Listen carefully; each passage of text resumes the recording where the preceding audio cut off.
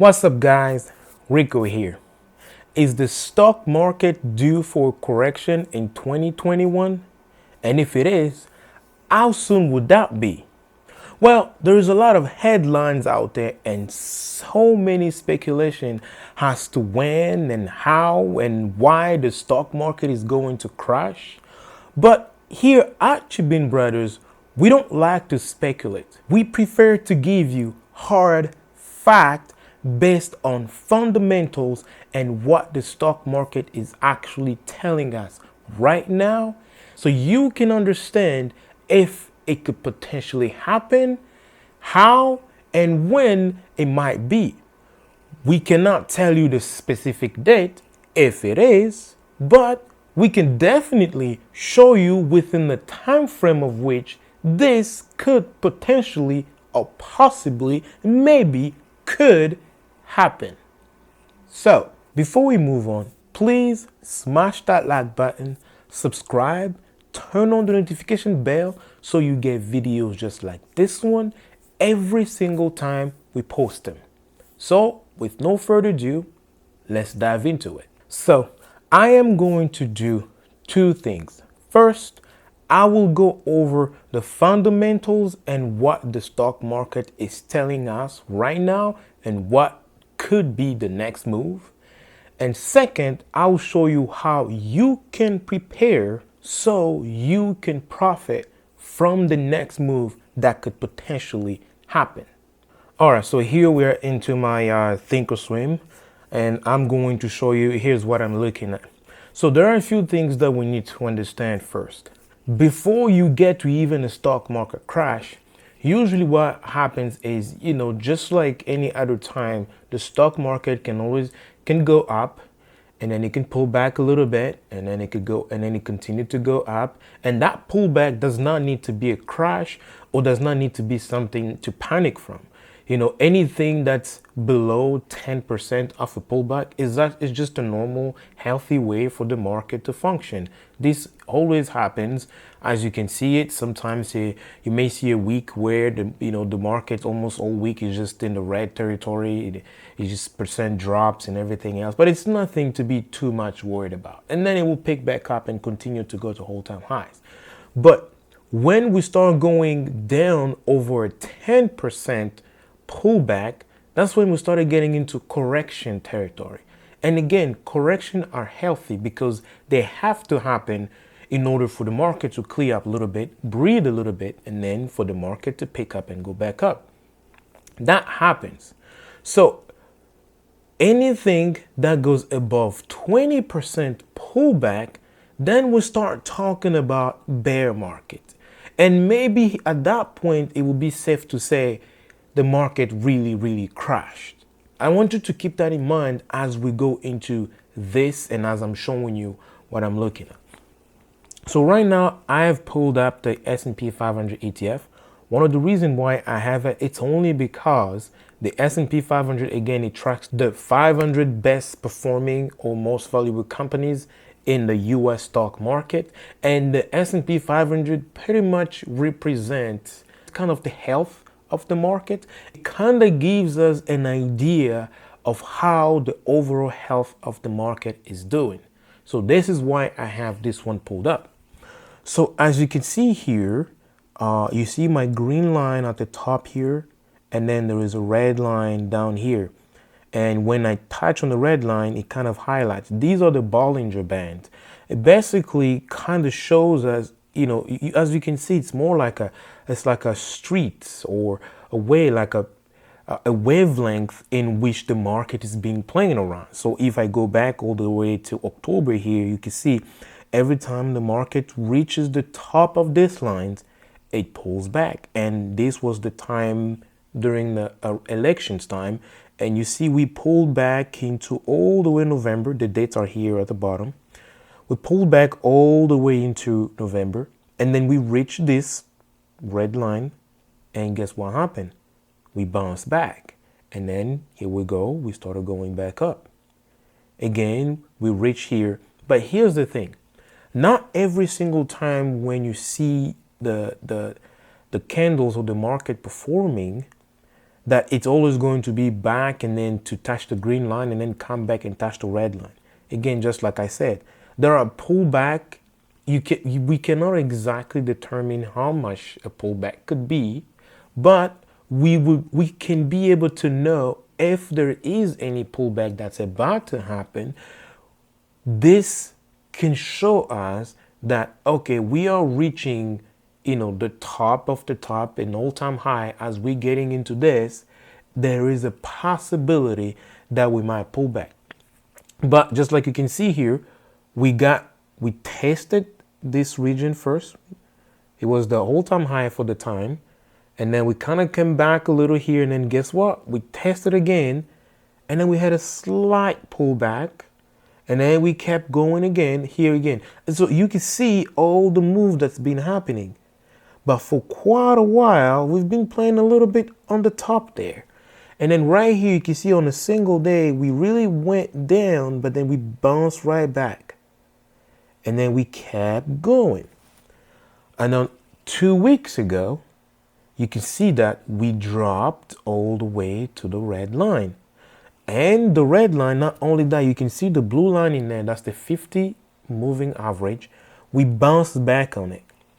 The reason I bring out the 50 moving average is because this is what I usually set to be a support level. So if the market is pulling back and keep going, the first support level where it's probably going to bounce back, it will be the 50 moving average, which is the blue line.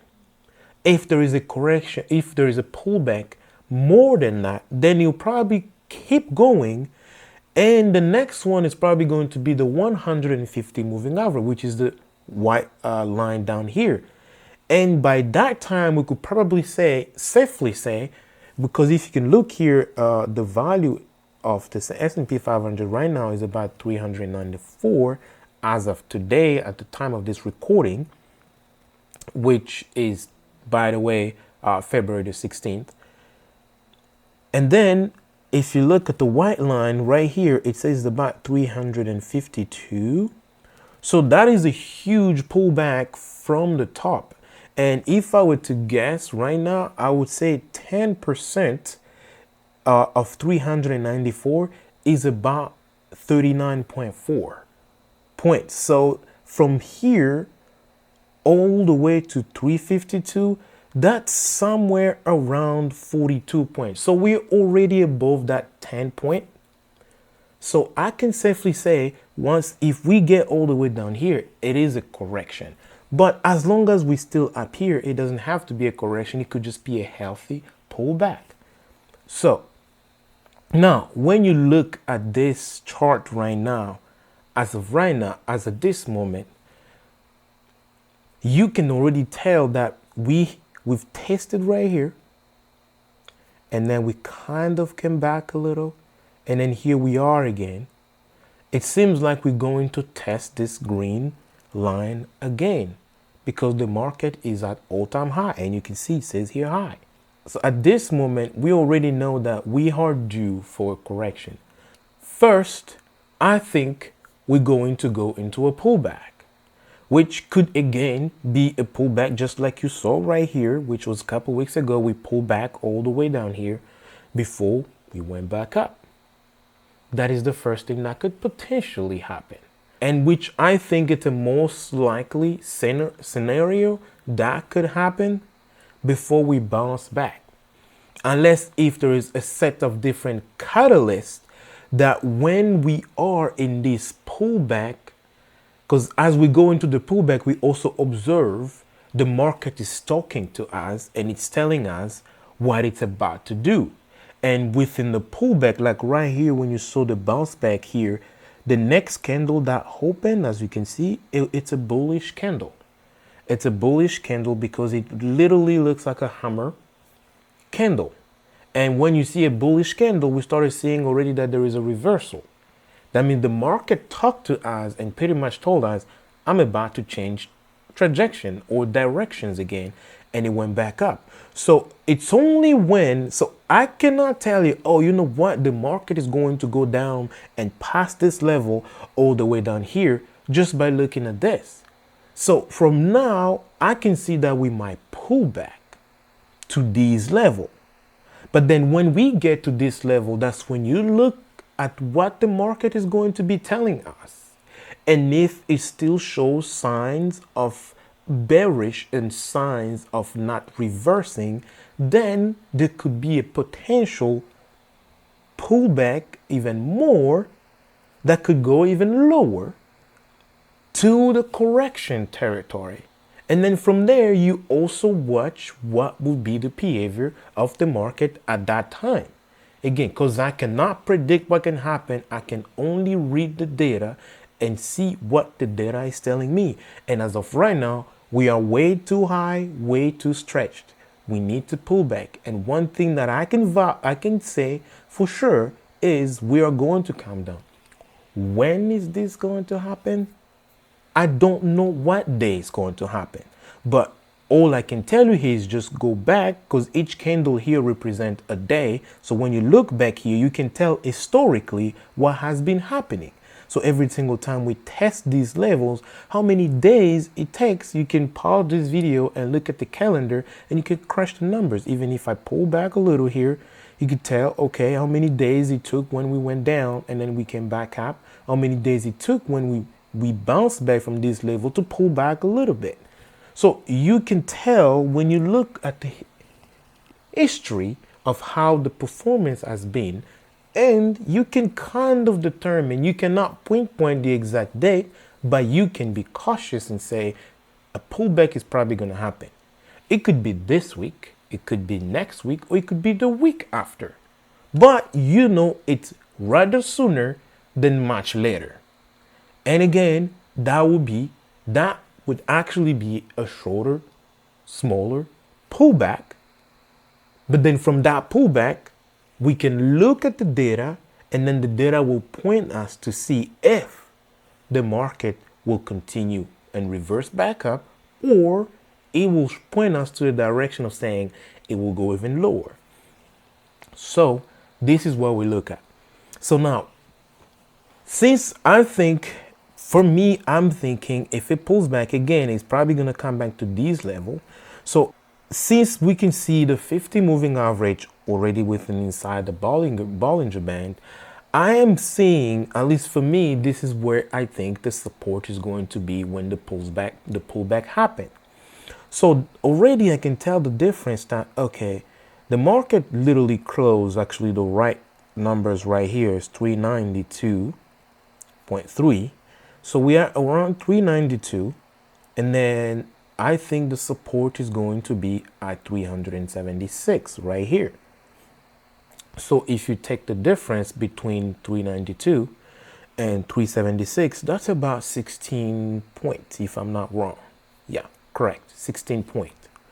So then, all right, I'm thinking, how can I prepare at this point, which brings me to the second part of this video. How can I prepare so I can make some money, or I can be profitable when there is this pullback or this little crash that could potentially happen? So one of the things that I could do is use options. Options are really, really great tools to help you profit from the market, either when it goes up by using the call option, or when it actually comes down by using a put option. But do I think that in this case a put option will be enough all by itself? Not necessarily. Because you know why? Because when we get to these levels, just like this, it's usually super expensive to try and buy a put in order to profit from this. So now, what do you do when you want to do this? So when you're actually trading, you want to make sure you are paying as less as possible, which means you want to get the best deal as possible so you can make a lot more, which means you want to make sure that your ratio of profit is always double, is at least double from what you put in. Do not do a 1-to-1 ratio or 1-to-half ratio. You want to make sure your ratio is a 1 to 2 at least, or 1 to 3 for it, and everything, and all the way. So how can you play something like this? First, I'm gonna come right here into this is my option chain, as you can see. So you can see here all my expiration dates and everything else that's going on. So this is what you do, right? The best way to do this is to use a vertical spread option. What's a vertical spread option? It's you want to make sure you buy an option at the money, meaning you buy an option close to the price of the stock. In this case, to the price of the SPY, the ETF or the S&P 500. You make sure you buy at the money, which is usually super expensive, but then you sell another put option at the level at which you think the market is going to pull back to. So like for me, I'm thinking it's going to pull back at this 50 moving average, which is a support level. So I would say, okay, if I were to do this vertical spread, I will buy a put option at 300 and probably 90, which will be the closest to the price of the SPY, and then I'm going to sell a put option at 376. So when I do that, I collect a premium, and that premium is gonna help me pay for the put that I purchased, which means it's gonna balance itself, and I'm gonna end up paying very little for that put option. I'm going to show you how it's going to look like. So here it is. Oh, another question that I know you're probably going to ask, how do you know how many days, if the market were to pull back, how many days or the time frame that it could happen if the pullback were to start? If the pullback were to start, first, because you have to look at the data that's going to show us if it's about to start. But at least if we see a bearish candle that can show where the pullback is starting at, how long will that take to get to this point? So here's what it's going to help us here when we go into the option chain here. You can look basically based on the current implied volatility. Remember I told you the difference between 390 and 392 and 376 was 16 points. You can see plus minus 16, that's the probability based on the implied volatility. So basically what it says is what day, what week that is. It's March 12th. So it's telling us from now until March 12th, this is a possibility. So this is why I opened this one. I'm looking at March 12th here. And I'm scrolling down because on this side are call options, on this side are put options. So remember what I said, we're doing a vertical spread and we want to pay as cheap as possible. Very little, but we want to make more. And the good thing with spread is the money you're going to make from it, it's already a set amount. It's not like an infinite amount of money. It's already, so you already know how much that's going to come out of it. So let me show you. So let's say we are buying, and here are the prices, the ask and the bid. So let's say I'm buying. So we come here, I say 390. That's the closest to the actual price. So I'm going to click buy. And then what I'm going to do is I'll come, I will say, okay, we are selling. Since I'm buying, I haven't bought yet. It just brought it up, but I haven't confirmed yet. And now I'll go down to 376 and I'll say, okay, now I'm selling. As you can see, it says buy when I go on this side, sell on this side, and I'm coming to sell the 376 put option here for the same expiration date, and I'm doing both at the same time. I'm not like buying one here and then buying another after. I'm buying both together, And in order to do that, I just hold control and do this, and you can see it got added together.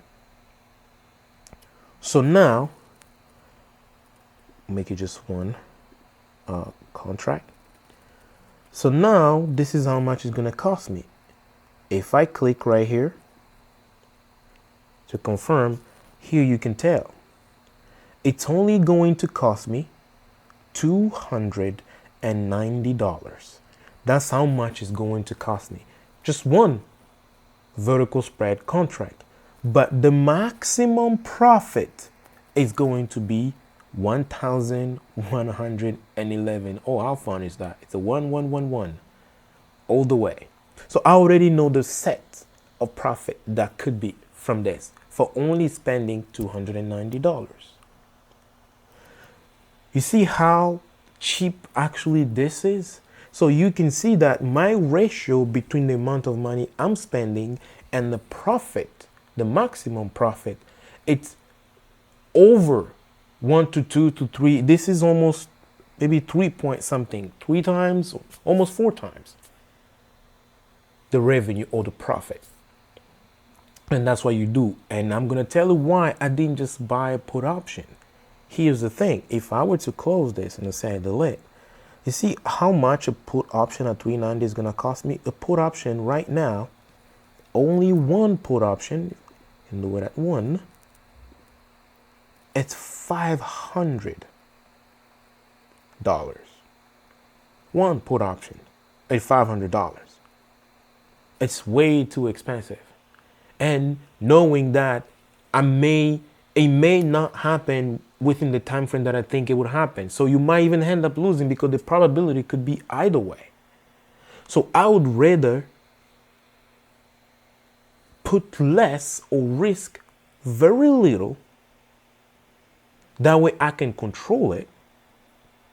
And then if things were not to happen the way I think it would happen, I don't have to lose all the 290 that I showed you. I can always exit that position much earlier, even maybe halfway or 40% into it, or even 20, whenever you feel comfortable, where you think I can take this, that's enough. Instead of putting 500 and almost $570, 580, almost $600, that's almost double the amount we're going to put in for this vertical spread. So you see how you can play things around as you're doing this waiting game of seeing when this could potentially happen. So you are within the time frame and you don't have to buy way too far out of the money, because this will usually happen. A lot of people try to, because they can't afford it, and they say, okay, I'm going to try and buy maybe a put way too far out of the money. And then if the market moves in the opposite direction, you start losing too much too fast. But when you are too close to the money, it moves, but you still kind of keep the value. And the market just have to pull back even a little bit. You start already making money. But now it's usually too expensive that most people wouldn't be able to buy it. So now in this case, this is what you do. You buy one close and then you sell one at where you think the price might go down. So basically further out of the money. And then you put those two together. Now it gives you a very cheaper price that you can actually use to do this trade. And once you do that, this is how you become profitable when you are anticipating a pullback into the market. And then from then, if there is a change, you can do the same thing if we're going into more serious correction territory. So this is how you look at what could potentially happen, and this is how you prepare and what you do so you can actually profit from it.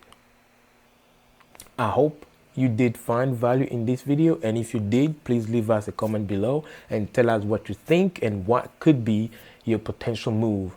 Always know that this is not a financial advice. This is purely for entertainment and educational purposes only. By the way, if you would like to sign up with Webull using the link below, you could actually get up to 2 free stocks when you sign up and deposit $100.